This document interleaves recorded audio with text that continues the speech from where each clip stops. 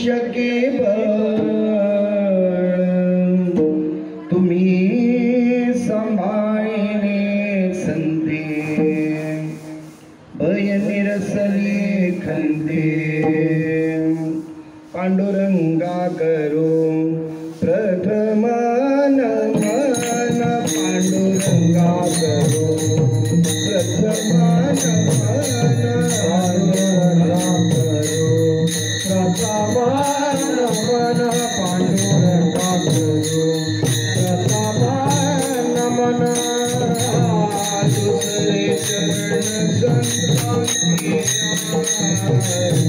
दुसरे चरण संतांतिया त्यांच्या कृपादाने हरदा विचारो त्यांच्या कृपादाने कधीदा दुसरे चरण संतांतिया दुसरे चरण संतांतिया त्यांच्या कृपादाने कधीदा विचारो त्यांच्या कृपादाने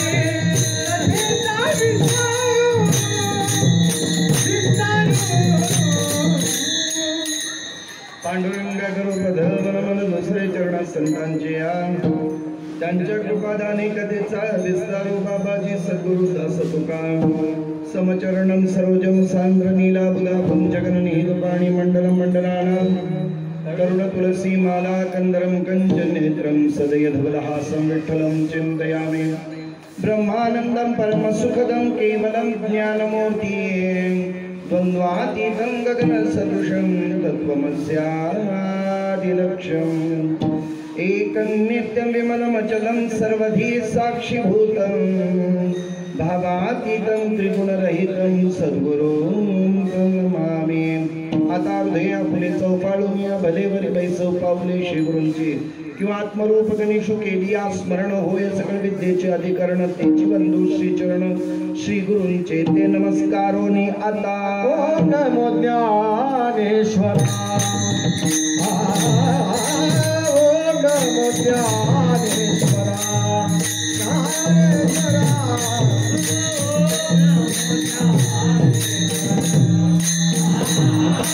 ओम नमो ज्ञानेश्वर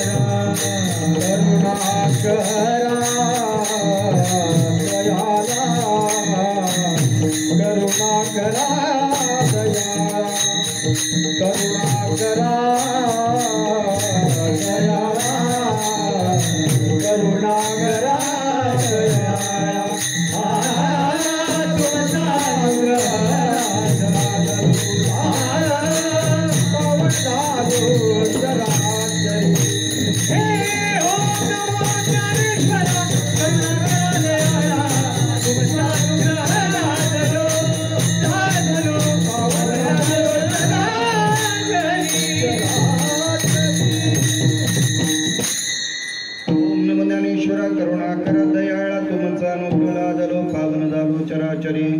अलंकापुरी रम्य सिंहासनस्तपदां भूजतेजस्प्रति प्रदेशं विधीन्द्रादिदेवैः सदा स्तूयमानं समाधिस्थमूर्तिं भजे ज्ञानदेवं नमामि सद्गुरुं शान्तं सच्चिदानन्द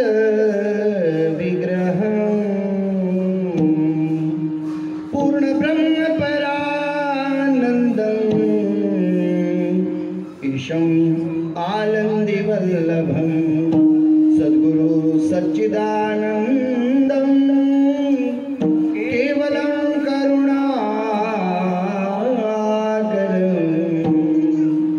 ज्ञानयोगेश्वरं वन्दे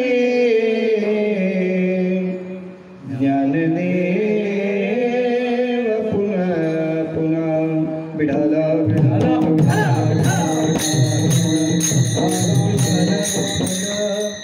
उपस्थित प्रेमळ संत सज्जन आपणा सर्वांच्या पूर्व चिंतन प्रीत्यर्थी कार्यक्रमाच्या अंतर्गत नियोजित वेळेतील नियोजित सेवे अंतरंगात निवडलेला अभंग देहूचे सुप्रसिद्ध साधू जगतवंद्य जगद्गुरु श्रीमंत तुकोबाराय यांचा एकबंध चार चरणाचा कदाचित आपणा सर्वांच्या परिचयाचा मुखोद्गत पाठातील असेल अथवा नसेल परंतु महाराजांचा जो अभंग आहे हा अत्यंतिक महत्वाचा अभंग यासाठी म्हटला जातो, संत भेटीनंतर, संतांच्या प्राप्तीनंतर, संतांच्या अनुग्रहानंतर, संतांच्या मार्गदर्शनानंतर आपल्या जीवनात झालेला परिवर्तन ज्यांच्यामुळे घडला त्यांच्या समोर वक्तव्य करणारे हे अभंग आहे. आतापर्यंत आपण पाहू गेलो तर भगवंताला ज्या गोष्टी करता आल्या नाही त्या साधू संतांनी मात्र करून दाखवल्या. जगद्गुरु तुकोबारायांचा हा अभंग अशा पद्धतीचा आहे, जरा नीट ऐका. माऊलींच्या समोर जगद्गुरु तुकाराम महाराज उभे आहेत आणि माऊलींना प्रतिपादन करतायत. माऊली, जन्म आलो त्याचे, आजी फळ झाले साचे. जन्माला आल्याचं आज खऱ्या अर्थाने फळ झालं. त्याला कारण काय असेल तर तुम्ही सांभाळले संते. तुम्ही म्हणजे हे वक्तव्य कसं आहे पहा, समोरासमोर बोलणं आहे. त्यांनी नाही म्हटलं, तुम्ही म्हणजे ज्यांनी मला सांभाळलं त्यांच्या समोरच हे वक्तव्य आहे. तुम्ही सांभाळले संती. एक नाही अनेक संतांचा उल्लेख त्यामध्ये समावेशित केलाय, पण माऊलींसमोर गायलं गेले म्हणून तुम्ही सांभाळले संती. काय झालं त्याचा परिणाम? भय निरसली खंती. निरसने हे क्रियापद वापरा. भय निरसले, खंती निरसली म्हणजे सगळ्याच गोष्टी नाश पावणं, निघून जाणं, आपल्यापासून दूर होणं, नवे नवेची चिंता मिटून जाणं. या सर्व उल्लेखीय गोष्टीने आपण त्याला निरसली असा विचार केला जातो. चला ऐका, महाराज म्हणाले माझी खंत निरसली, म्हणजे भीती गेली, खंती गेली. म्हणजे काय झालं? महाराजांचं त्याच्या तिसऱ्या चरणात त्याचं उत्तर आहे. खंती निरसली म्हणजे काय? कृतकृत्य झालो, इच्छा केली ते पावलो. मी जी इच्छा व्यक्त केली होती आणि त्या इच्छेची परिपूर्तता झाली. आता जीवनाचं सार वाटायला लागलं. कृतकृत्य झालो, इच्छा केली ते पावलो. मी प्राप्त झालो, माझ्या इच्छेची पूर्तता झाली. इतकंच नाही, खंती गेली पण भीती गेली कशावरून? तेच उत्तर शेवटच्या चरणात आहे. तुका म्हणे काळ आता करू न शके बळ. भय निरसले म्हणजेच काय? काळ आता आमच्यावर सत्ता करू शकत नाही. या अनुषंगाने जगद्गुरु तुकाराम महाराज माऊलींच्या समोर गातात, तुम्ही सांभाळिले संधी विठ्ठला.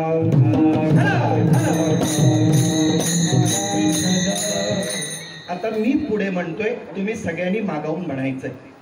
काय याचं कारण मी नंतर सांगतो. फक्त मी अर्ध चरण म्हणणार आहे, तेवढंच तुम्ही सगळ्यांनी म्हणायचंय. म्हणा, तुम्ही सांभाळले संती. तुम्ही सांभाळिले संती.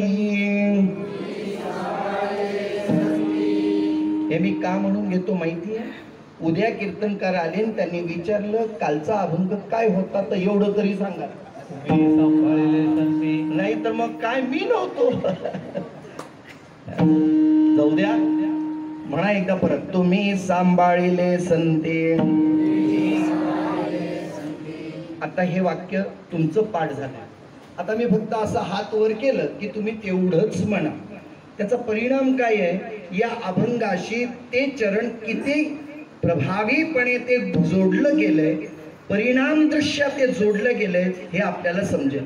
तुकाराम महाराज ज्ञानोबरायांच्या समोर उभे आहेत आणि महाराज सांगतात, जन्मा आलो त्याचे, आजी फळ झाले साचे. याला कारण तुम्ही सांभाळले. वा. भय निरसली खंती. याला कारण कृतकृत्य झालो. कारण इच्छा केली ते पावलो. कारण तुका म्हणे काळ आता करू न शके बळ. कारण तुम्ही सांभाळले संती. विठाला.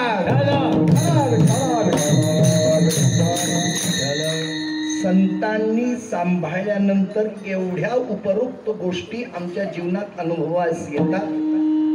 आम्हाला कोण सांभाळतो यावर सगळ्या गोष्टी अवलंबून आहेत. तुकाराम महाराजांना ज्यांनी सांभाळलं त्यांचं त्यांनी वक्तव्य केलंय. या सगळ्या गोष्टीचा विचार आज आपल्याला करायचा आहे. तूर्त प्रस्तावनामध्ये आपणा सर्वांना ही प्रस्तावना सांगण्याची तशी गरज नसते, पण वक्त्याचं आद्य कर्तव्य आहे. कोणत्या कारणाने कोणत्या निमित्तानं हा कार्यक्रम या ठिकाणी संपन्न होतोय हे आपण सांगणं थोडक्यात का होईना पण ते गरजेचं आहे. आज या ठिकाणी श्री संत ज्ञानेश्वर माऊली सांप्रदायिक मंडळ, ग्रामस्थ व मुंबईकर मंडळ, श्री संत ज्ञानेश्वर मंदिर मुंड्याची वाडी तळा रायगड या परिसरातून या विभागातून आज या ठिकाणी जो अखंड नामयज्ञ सप्ताह सोहळा गेली 59 वर्ष पूर्ण होऊन 60व्या वर्षाची ही सेवा आजच्या मेतीला या ठिकाणी कार्यान्वित आहे. तसं विचार केलं तर 60 वर्ष म्हणजे प्रदीर्घ काल म्हटला जाईल. एक पिढीचा तरी काल मर्यादा आपल्याला गणता येईल. त्याचं कारण हे पुन्हा सांगून जातो. 60 वर्ष म्हणजे काही छोटं नाही. 5 तपाच्या पूर्ततेचं वर्ष आहे. आम्ही रौप्य महोत्सव साजरा करतो, अमृत महोत्सव साजरा करतो, बरोबर नाही, सुवर्ण महोत्सव साजरा करतो, शताब्दी साजरी करतो. पण सांप्रत विचार असं म्हणतं 12 वर्षाचं 1 तप ते साजरं करा, 24 वर्षाचे 2 तप ते साजरं करा, 36वं वर्ष 3 तपपूर्ती आणि 60वं वर्ष किती 5 तपश्चर्य पूर्तीचं फळ आहे.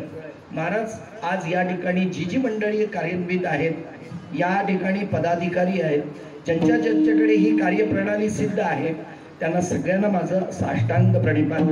या कार्यक्रमाचं सप्ताहाचं मूळ मार्गदर्शक माझ्या परमार्थातले प्रेमादरणीय माझे श्रद्धास्थान आदरणीय हरिभक्तीपरायण श्री सरफळे महाराज स्वतः या ठिकाणी उपस्थित आहेत. या कार्यक्रमाचं संपूर्ण जे मुख्य जे सिंहाचा वाटा ज्याला म्हटलं जातं ते या परिसरातले मान्यवर, नवे लोकपरिचित, अनेकांच्या हृदयात ज्यांनी आपलं स्वतःचं स्थान निर्माण केलं आणि भक्ती संप्रदायाला जे पोषक आहेत, वारकरी संप्रदायाला भक्ती आणि शक्तीचा जो संयोग लागतो, शक्ती स्वरूपानं आज आपल्या पाठीशी अखंडितपणे जे उभे आहेत, ज्यांच्या या मंदिरामध्ये हा कार्यक्रम कार्यान्वित होतो, ते सर्वांचे लाडके श्री रवींद्र रामनजी मुंडे, महाराष्ट्र प्रदेश सचिव भाजपा, त्याबरोबर त्यांच्या खांद्याला खांदा देऊन सौभाग्यवती रेश्मा रवींद्र मुंडे, माजी नगराध्यक्ष तळा नगर पंचायत, या सर्व कार्यान्वित असलेली ही जी मंडळी आहे. आणि तसंच या ठिकाणी श्री रवींद्र मुंडे, श्री रितेश रवींद्र मुंडे, नगरसेवक नगर पंचायत तळा, गजलक्ष्मी डेव्हलपर्स तळा, यांच्या या मार्गदर्शनातून, यांच्या सल्लागारातून, यांच्या सहकार्यातून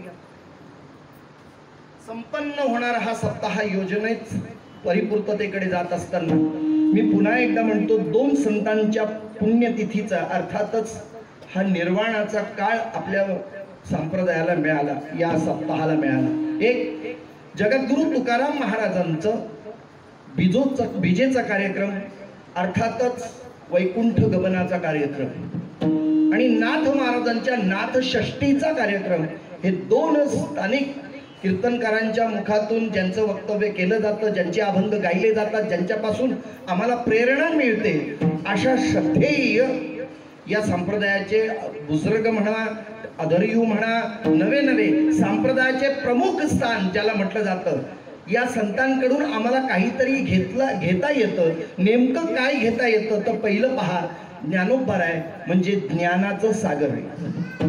तुकाराम महाराज म्हणजे वैराग्य मूर्ती, वैराग्याचा मेरू महाराज म्हणतात. ते वैराग्य अतिशय कठोरपणे बांधलेलं म्हणजे तुकाराम महाराज. शांती ब्रह्म एकनाथ महाराज.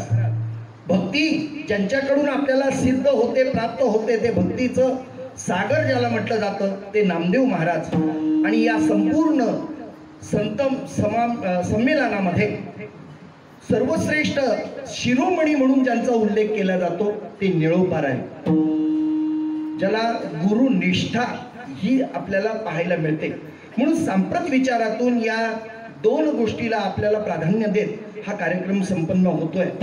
आजच्या मितीला माझं चिंतन जे काही महत्त्वाचं आहे आज मी तुमच्या पुढे मांडण्याचा प्रयत्न करतो तो असा, जगामध्ये ज्या वेळेला आपण या सत्तेमध्ये येतो, या इहलोकात येतो, या इहलोकामध्ये सुद्धा आम्हाला सांभाळणारा, आमची काळजी घेणारा, आम्हाला पाठीशी घालणारा आपल्या जीवनात कोणीतरी असणं अत्यावश्यक आहे. आम्हाला जर कोणी सांभाळलं नाही तर आम्हाला काही उठताही येत नाही, चालताही येत नाही. लहानपणी आमच्या आईनं आम्हाला असं जणू काही गवसणी घातली होती की पडता पडता तिनं हाताला धरावं, हाताला धरून उठवावं, हाताला धरून चालवावं. म्हणजे हे सगळं सांभाळण्याची एक प्रक्रिया आहे. जगामध्ये अशी काही व्यक्ती आहेत की जे आपल्याला मार्गदर्शक आहेत, जे आम्हाला सांभाळणारे आहेत, आमचं पाठीशी कौतुक करणारे आहेत. अशी जी जीवनातली काही गम्य ती आज आपल्याला बघायची आहेत. जगद्गुरु तुकाराम महाराजांचा जो अभंग आहे हा ज्ञानोबरांच्या समोर आहे. खरं तर ही बाबा मी सहज बोलून जातो. आज सांप्रत विचारामध्ये आमची जर प्रगती झाली असेल, उन्नती झाली असेल तर कुणामुळे झाली हे सांगताना सुद्धा आज लाज वाटायला लागली. लाज वाईट वाटतं असं बोलताना. प्राणी असून कळतं पण माणूस असून आम्हाला कळेन असं झालं. साधं उदाहरण मी तुमच्या समोर बोलतो, आपल्या लक्षात येईल. रेड्यामुखी वेद बोलवला. कुणी बोलवला? बोला ना, तुम्ही ऐकलेत बरेच वेळ. कुणी बोलवलं? माऊलीने. कुणाकडून बोलवलं? रेड्यापासून. रेडा वेद बोलून झाल्यानंतर शांत नाही राहिला. ज्ञानोबरायांनी गर्वद्विजांचा हरविला, ज्ञानोबराय निघून गेले. या ज्ञानोबरायांच्या जाण्यानंतर त्या रेड्याला अशी गती प्राप्त झाली, तो विचार करू लागला मी माणसापेक्षाही चांगला बोलू लागलोय, माझ्याकडनं वेद वचन बाहेर पडली, म्हणजे मी काही आता सर्वसामान्य राहिलो नाही. आणि ज्यांनी मला बोलवलं त्याचं ऋण आहे. म्हणून तो रेडा सुद्धा न सांगता ज्ञानोबरायांच्या पाठीशी चालू लागला. माझं बोलणं कळलं असेल तुम्हाला. कुणाला कळलं? रेड्याला कळलं की ज्यांच्यामुळे मी बोलतोय त्यांच्या पाठीशी चालणार आहे. आज जर आम्हाला कोणी विचारलं ना, हे पक्वाच कोणी शिकवला? नाही, माझा मीच. तुम्ही गायला कोणी शिकवलं तुम्हाला? काही नाही, ऐकून ऐकून शिकलो. बरं, कीर्तन कुणी शिकवलं तेही सांगायला लाज वाटते. काही नाही, माझा मीच अभ्यास करून शिकलो. महाराज, या जगामध्ये असं कोणतीही गोष्ट घडत नाही. कुणाची तरी कृपा असावी लागते, कुणाचे तरी आशीर्वाद असावे लागतात, कुणीतरी आम्हाला उत्तेजन देणारं असावं लागतं. याशिवाय माणसाची कधीच प्रगती होत नाही. विठाला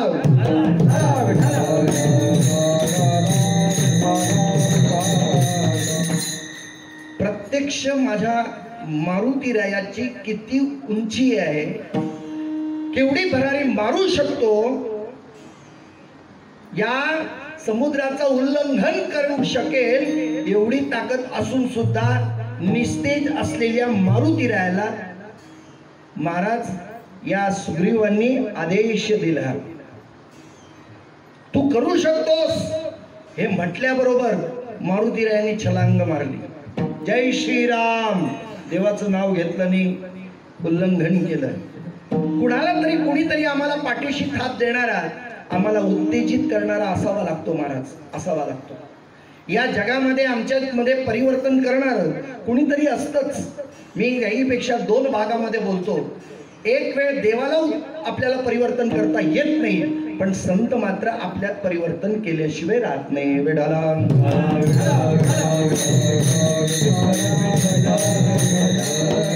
देव परिवर्तन करण्यामध्ये अपयशी ठरला. कल्पना सांगतो, थोडं कमी वाचव. काय कमी? देव कसा कमी पडला? देवानी गाढव पाठवलं, घोडा पाठवला. देव म्हणाला अरे मी गाढवही पाठवलं आणि घोडही पाठवलं. पुन्हा गाढव निर्माण करायची वेळ आली. देव म्हणतो अरे मी आधीच गाढव पाठवले, आता याला परत बदलायचे कसे? देवाला बदलता नाही आले.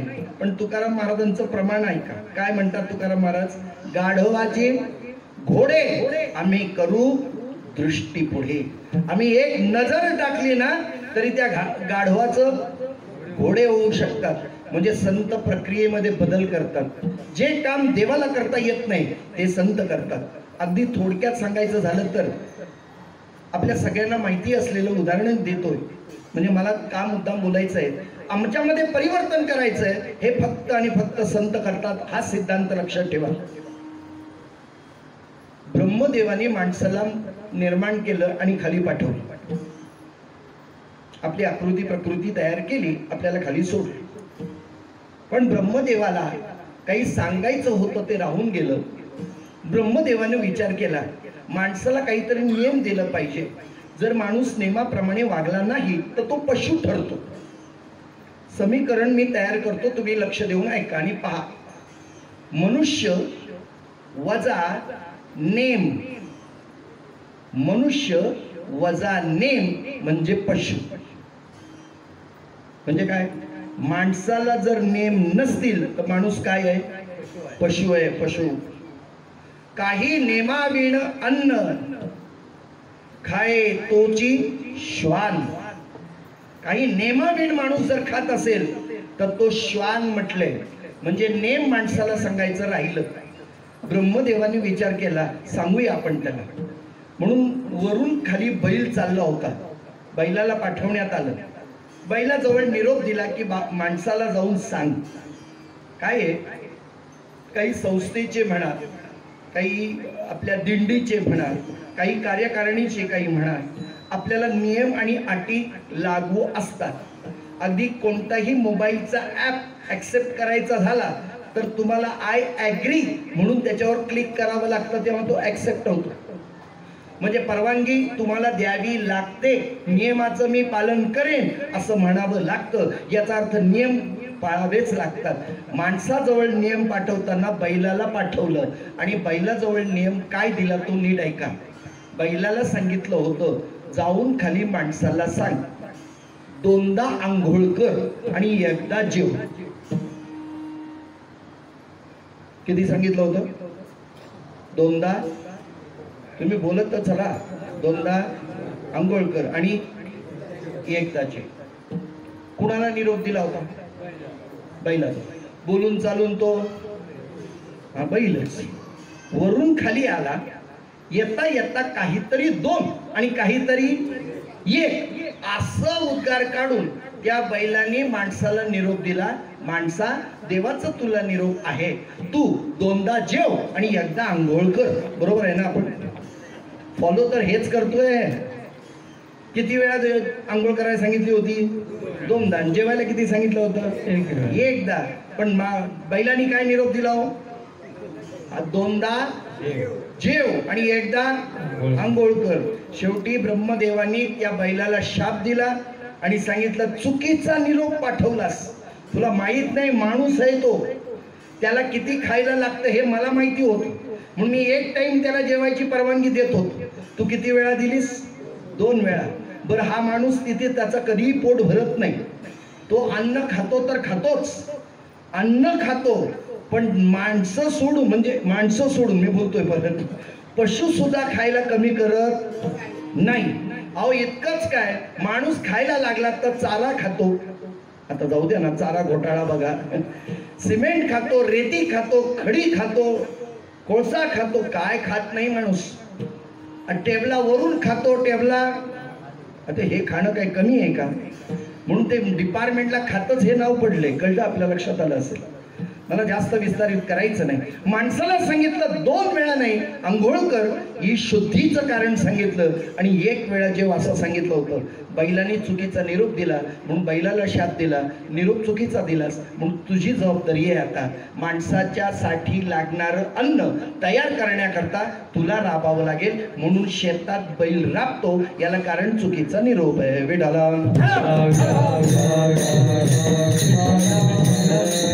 म्हणून जगद्गुरु तुकाराम महाराज या बाबतीत फार कटाक्ष राहतात. कसं राहतात?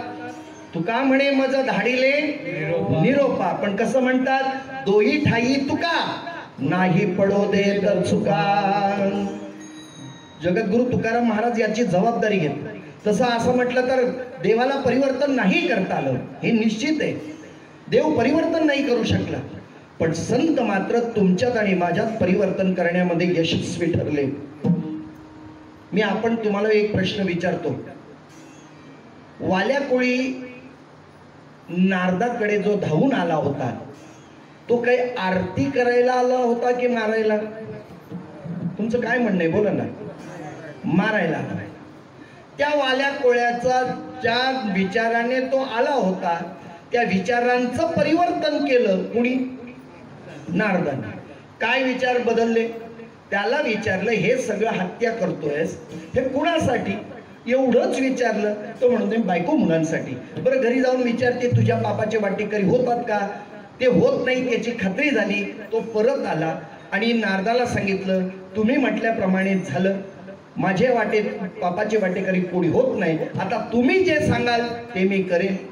त्या वाल्या कोळ्याला नारदाने मंत्र दिला. कोणता? बोलत चला. राम. काय म्हणत होता तो? मरा. काय म्हणायचा? मरा. कारण त्याला मारा आणि मरा एवढंच माहिती होतं. राम म्हणता येत नव्हतं. पण उद्भाट्या रामे तरला तो वाल्या. एकाच चिंतनाचा विचार करा.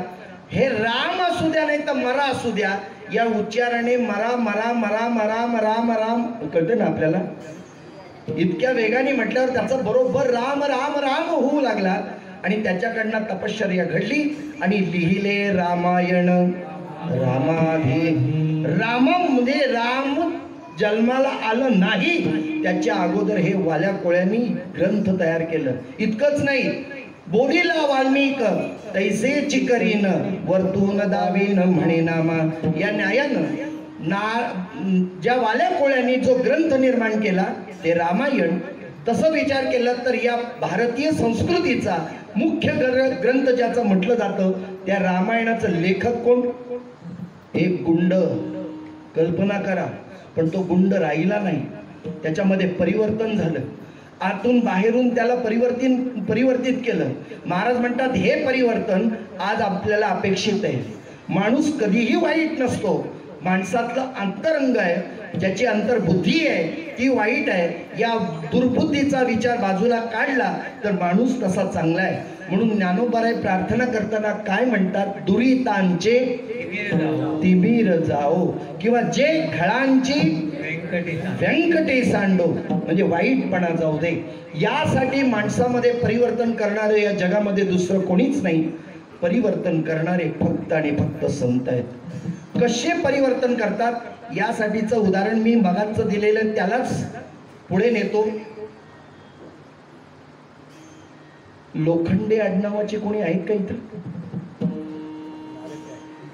नाही ना? हा, मग काय हरकत नाही.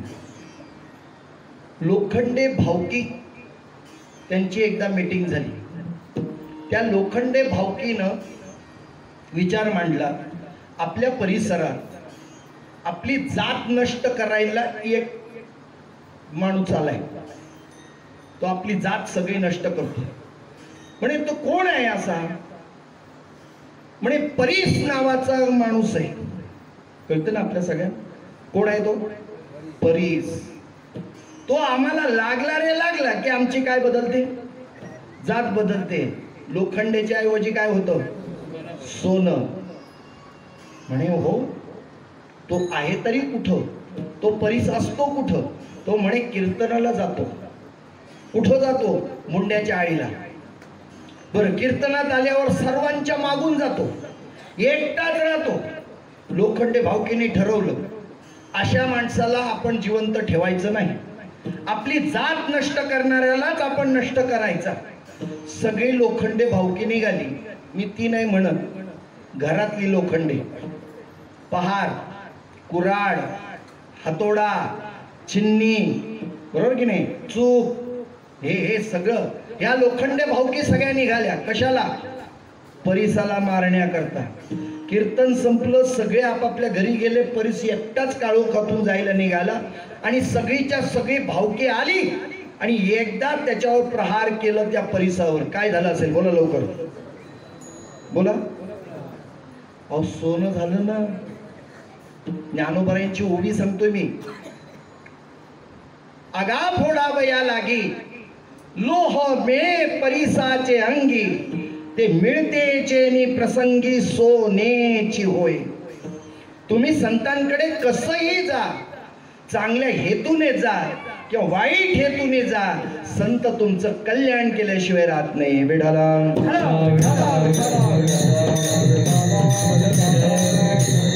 वाल्या कोळी काय पाय धुवायला नव्हता गेला, ऐक ना, कशाला गेला होतो? मारायलाच. काय झाला? वाल्याचा वाल्मिक ऋषी झाला. आज आमच्यामध्ये परिवर्तन करणारे या जगात दुसरं कोणीच नाही. व्यक्ती परिवर्तन करू शकत नाही, आपण कुणामध्ये परिवर्तन करू शकत नाही, पण संत परिवर्तन केल्याशिवाय राहत नाही. जगद्गुरु तुकाराम महाराजांच्या जीवनामध्ये सर्वसामान्य जीवन आणि साधक जीवन जगत असताना मात्र आता परिवर्तन झालं. काय झालं? एक वेळेला एक प्रसंग घडला, योग्य काळ आला आणि त्या काळाच्या अनुषंगाने सापडविले वाटे जाता गंगा, सापडले वाटे जाता गंगा, सापडले वाटे जाता गंगा, सापडले वाटे जाता गंगा, मस्तकी सुजान निराकर, मस्तकी सुजान निराकर, मस्तकी सुजान निराकर. सापडविले वाटे जाता गंगा स्नाना, मस्तकी तो जाणा ठेविला कर. आणि मग काय होय? बाबाजी आपोले सांगितले नाम, मंत्र दिला राम कृष्ण हरी. संत भेटले आणि काय आश्चर्य, जीवनाचं जीवनचर्याच बदलली, परिवर्तन झालं. जसं लोखंडाचं सोनं झालं, किंमत बदलली, रंग बदलला, आकार आला, नवे नवे किंमत आली. या जगामध्ये माणसांमध्ये जर किंमत यावी अशी वाटत असतील तर संत विचार अत्यंतिक महत्वाचे आहेत. ऐका, तुम्ही डॉक्टर झाला कोणी पाया नाही पडत, वकील झाला कोणी पाया पडत नाही, चार्टर्ड अकाउंटंट झाला तुम्ही कोणी पाया पडत. मीटिंग घे, त्याच्यावर काय मीटिंग लाव, काहीतरी न्याय निवाड करून घे, पण असं कुणाला मारणं योग्य नाही. तो म्हणाला मी मारायचं मारलंय, तुम्हाला काय करायचं ते करा. यांनी सांगितलंय बघा, विनंती करून सांगतो तुम्हाला, जर काय असेल तर अपराध आम्हाला सांगा, नसल्यास सरळ तुंडामध्ये किंवा पोलीस चौकीमध्ये चला. तो म्हणाला मी पोलीस चौकीत येणार नाही. ही लोक म्हणायला लागली आम्ही तुला विनंती करतोय, तू पोलीस चौकीत चल, काय असेल तुझा त्याचा गुन्हा असेल तो सांग. तो म्हणाला मी येणार नाही. तिथली जी लोक होती ती प्रतिष्ठित होती, मान्यवर होती. त्यांनी म्हटलं एक माणूस आपल्याला ऐकत नाही, न्याय करायचं झालं तर काहीतरी निर्णय घ्यावे लागतात. धरा याला, बांधा त्याला. त्याला धरलं, दोघांनी हात बांधले, दोघांनी पाय बांधले. बोल आता तरी येणार की नाही? तो तिथं पण म्हणतोय मी येणार नाही. रिक्षा बोलवा रे. रिक्षा बोलवली, दोघांनी इकडून धरलं, दोघांनी तिकडून धरलं, त्याला रिक्षात बसवलं. बोल आता तरी येणार की नाही पोलीस चौकीमध्ये? तो काय म्हणतो? मी येणार नाही. त्याचे काय बांधले? हात पाय बांधले. बसवले कशात? रिक्षात. फर्स्ट गिअर टाकला, वरती चढले, पोलीस चौकीकडे जायला निघाले. मध्यावर गेल्यानंतर विचारलं बोल आता तरी येणार की नाही? तो काय म्हणतो? मी येणार नाही. बसलेल्या लोकांना वाटतं ना खरं हे? अहो बोला तर खरं तुम्ही. तो गेल्याशिवाय राहील का? जाणारच. का जाईल? त्याचे काय बांधले? हात पाय. ज्ञानोबा ओबी कशी म्हणतात पहा, जो बांधोनी हात पाय, जो रथी घातला होय, तो न चलत जाय दिगंता जेवी. बांधोनी हात पाय, तुमचे माझे हातपाय बांधलेत कशाने? कर्मानुबंधीनी मनुष्य लोके. माणसाचे कर्माने आपले हातपाय बांधलेले आहेत.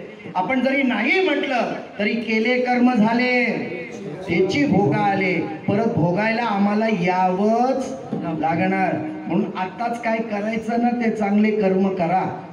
पुन्हा येऊन पुन्हा भोग भोगण्यापेक्षा आता चांगले कर्म करा आणि इथून एकदा मोकळं व्हा. विठाला. पण तुकाराम महाराज म्हणतात आम्ही मात्र या ठिकाणी आलो, आतापर्यंत अनेक वेळेला आलो, अनेक वेळेला गेलो, पण आज मात्र संत तुमच्यामुळे आज आमचा उद्धार होतोय. म्हणून जन्म आलो त्याचे आजी फळ झाले साचे. हे जीवनाचं खरं फळ आहे की आम्हाला या जन्म मृत्यू संसारातून मुक्तता प्राप्त होते. याला कारण असेल तर याच्यावर केलेले उपकार कुणाचे असतील हे अभंगाच्या द्वितीय चरणात महाराज सांगतात. तुम्ही संभाळले संती, तुम्ही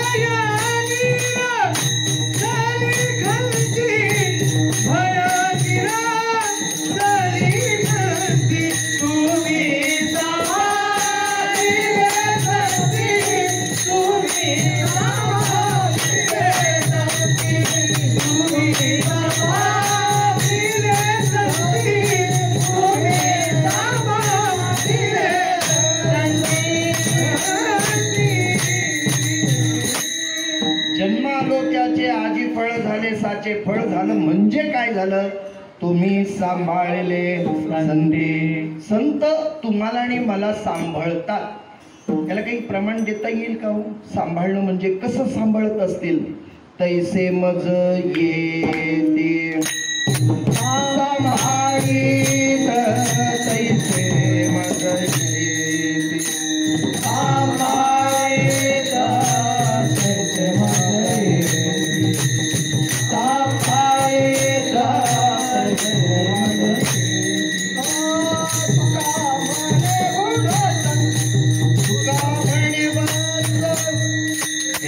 धेनू एके चित्ती तैसे मज येती सांभाळी.